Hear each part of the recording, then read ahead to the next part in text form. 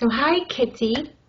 Thank Hello, how are you you? for coming and talking to us tonight. Like I said before, was with the year of Halloween. We cover Halloween stuff all year long. We do a lot of posts during the year, probably, got many posts and lots of followers. So hopefully this will be, good for your website and for your show, the Oddity Files. So tell me, how did you guys get started with this? With this whole paranormal stuff. It's not an epic story. I'd had a couple very small brushes when I was younger Hmm. where I'd heard some things. I never really saw some things, but it terrified me. Wanted nothing to do with it.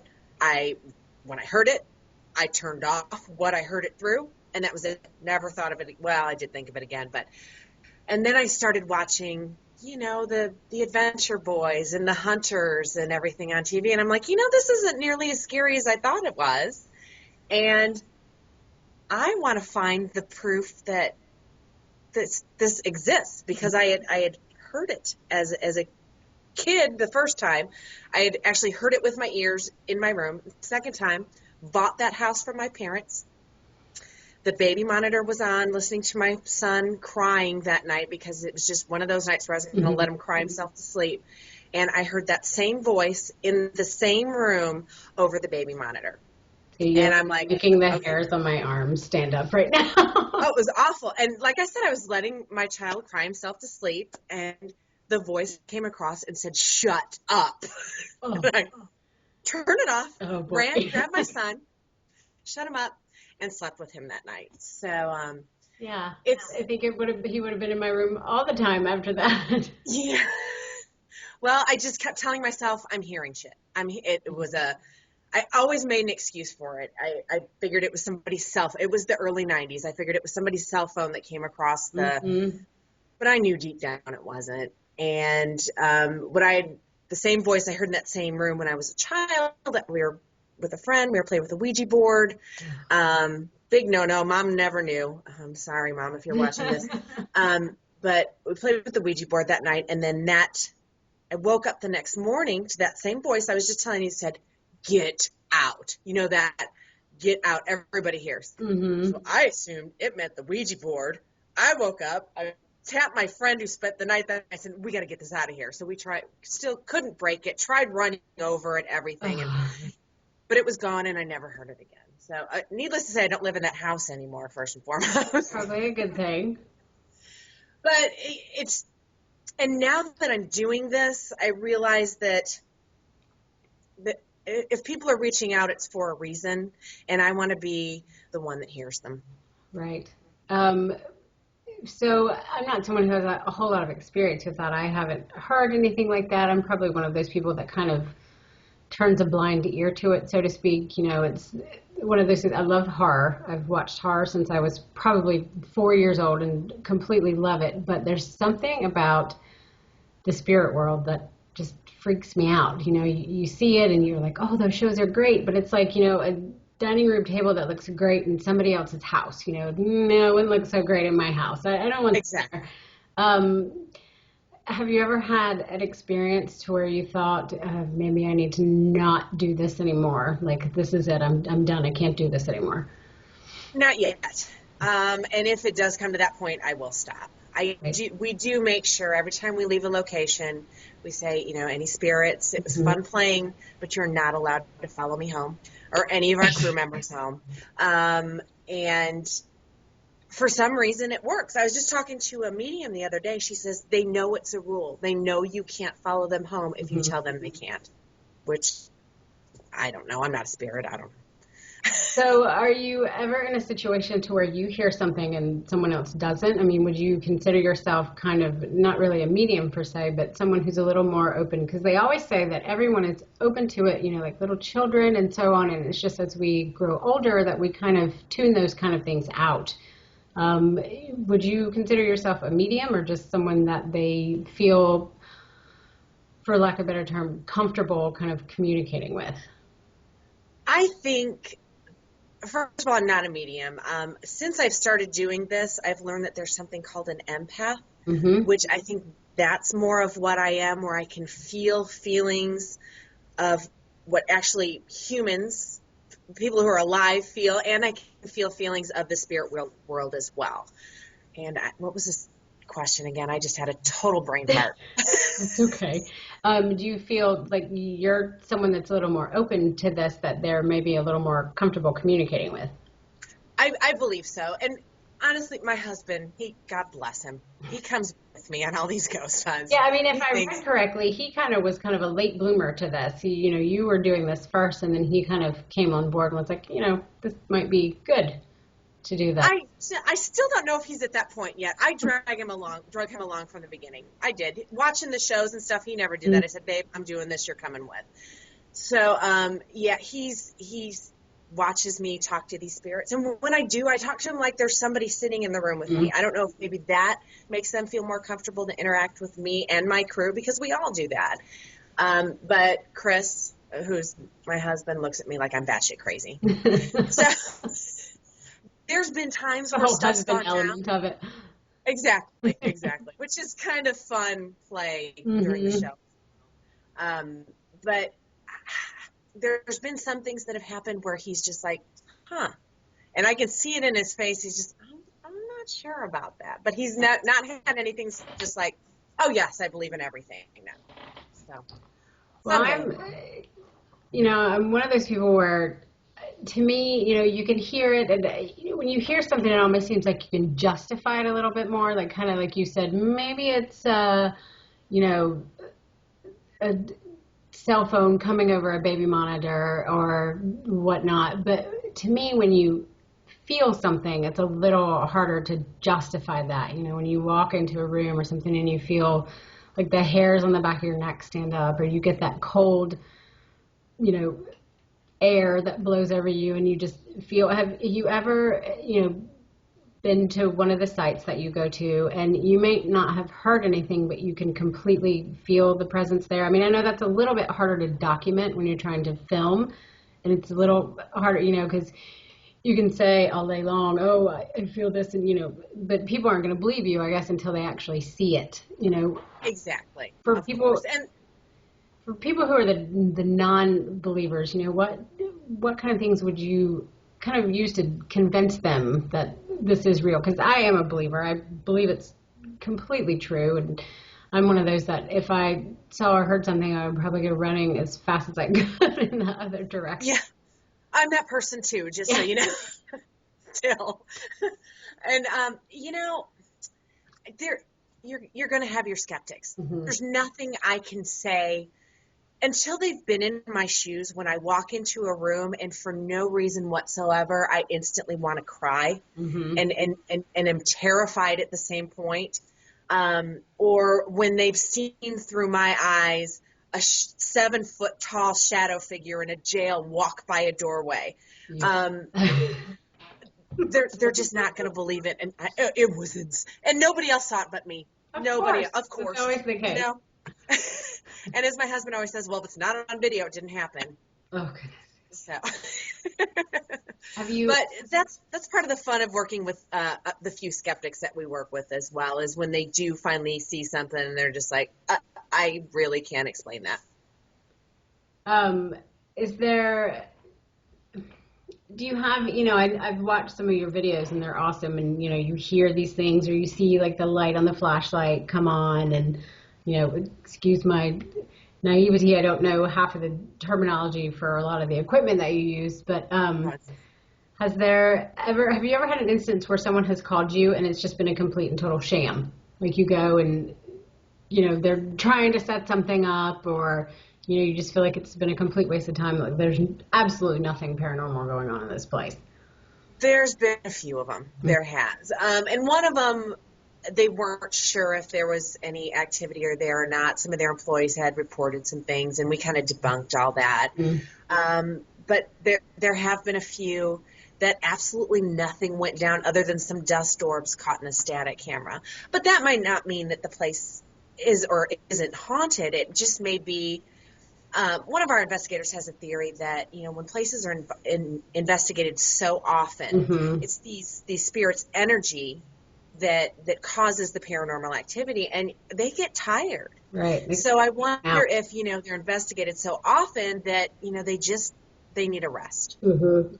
But nobody knows. So it seems plausible to me.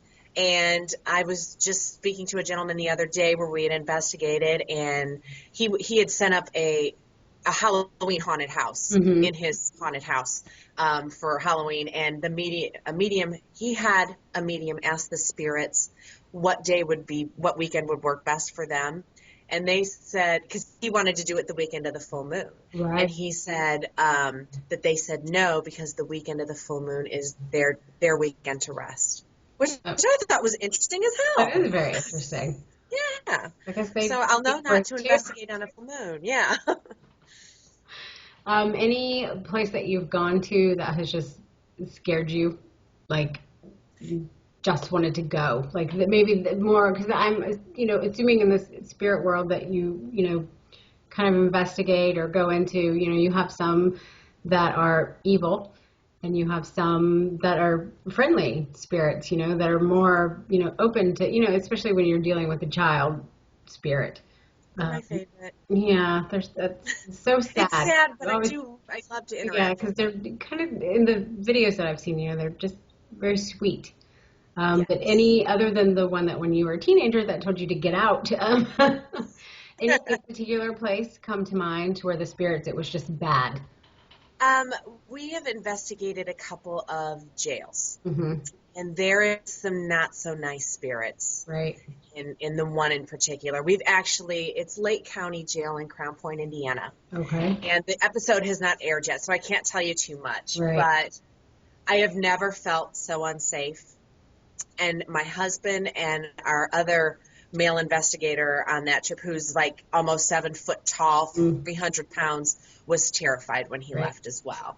It was just such a heavy feeling. And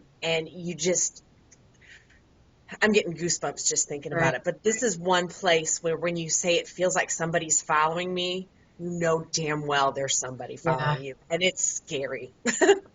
Now, as far as things moving and stuff like that, I know you hear a lot of noises and things like that. But have you ever been in a situation to where you're there and something just like moves right across the way in front of you, and you're like, okay, yep, I know you're here. Not yet, but Not yet. I'm ready, willing, and able Yeah. to see that. And I will probably scream, and I will probably run out of the room, Right. but it'll be awesome TV. It'll be so worth that moment of capturing Exactly. that. Um, Exactly. Favorite place so far? I mean, you don't have to delve into, what's coming up for the next year, but of the sites that you have investigated, do you have a particular favorite? I, I love them all for their own reasons. Hmm. Our upcoming episode that should go up the Monday before Christmas, which is this coming up Monday. Okay. We just did that one, and it was a bed and breakfast. It was a Hmm. home that was built in 1870. First and foremost, it was one of the most beautiful places I've ever been to in my life. And secondly, it was just one of the most intriguing investigations. A lot of it, we didn't think there was a lot going on as we were there doing it.